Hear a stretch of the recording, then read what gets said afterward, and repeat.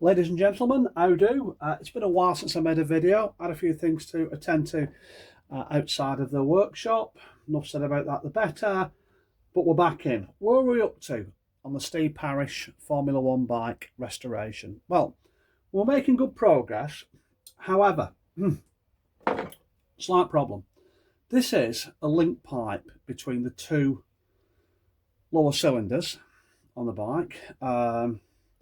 I think that goes up to the cylinder head, the rear cylinder heads, and this piece to the water pump, bolts to the cylinders.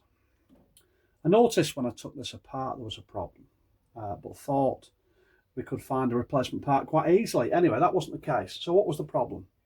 The flanges, the mating flanges, where it bolts down onto the cylinder, are badly distorted. So I don't know if this is going to show up or not. Right, I can use it as a straight edge. So if you can see that, I don't know if you can. There's a big gap in the middle. These two sections here have bowed down. So even with new O-rings in here, if I clamp that down, there'll be a gap there, and the coolant's going to leak out.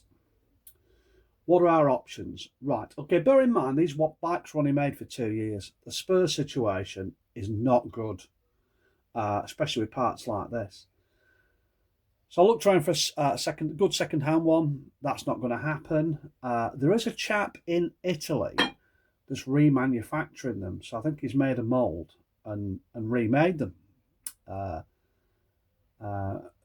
Great, and that's all good and proper. And I think they're about £100, give or take a bit, and they look all right.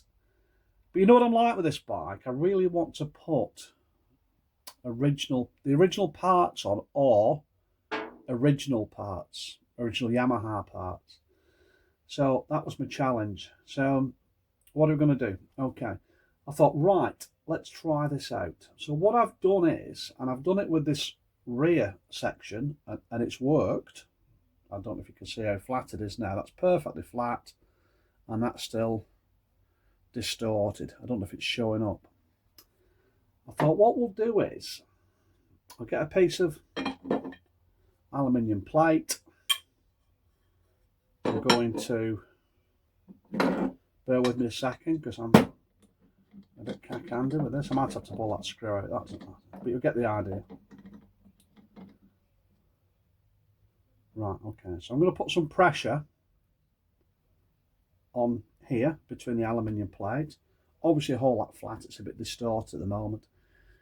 Get the torch. You're better off with like a small tip or something, because I really want to keep the heat local. Otherwise, everything's going to get squashed and damaged. I want to keep the heat where the distortion's taking place. So if you can get the heat just in here, you don't want to melt anything, get it back, just keep playing the heat in, don't let it bubble. Do the same on that side, just keep doing that.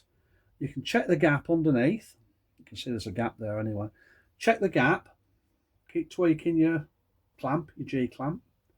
When you can see that's flat, quench it in some water, put in a bucket of cold water, take it off, and what do you know, which I've done with the other side, that is perfectly flat. You may or may not be able to see the difference, the curve in that one and how flat that one is. Now, the steel inserts here, okay, so you don't squash the plastic when you tighten them up. They're still in place, but in time these have cracked. I'm going to clean those out, and I'll get a good quality adhesive and bond all those back together. It's not doing a fantastic amount of work, this. It's just, you know, it's letting the coolant flow through. So I think if I get these cleaned up, re-notch them a little bit, get some really good adhesive in there, some plastic adhesive, I will redo this epoxied screw that's in. That will come out, and I'll redo that epoxy. That's something Dave Johnson would have done. That was a bleed pipe on there that's no longer needed. So I'll take that out, clean that area, re-epoxy that, get some real good quality adhesive on these here.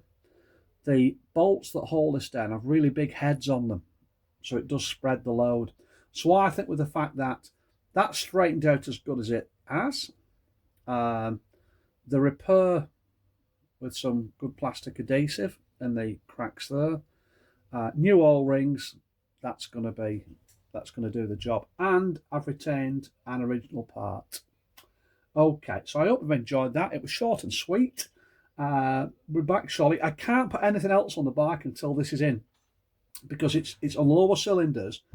I can't put the carburetors on. I can't put the ignition on until all this is in place. But now that's worked, I can safely look at putting the carbs on, putting the ignition on, getting all the plumbing back into place, and we're getting a little bit closer to starting the bike up.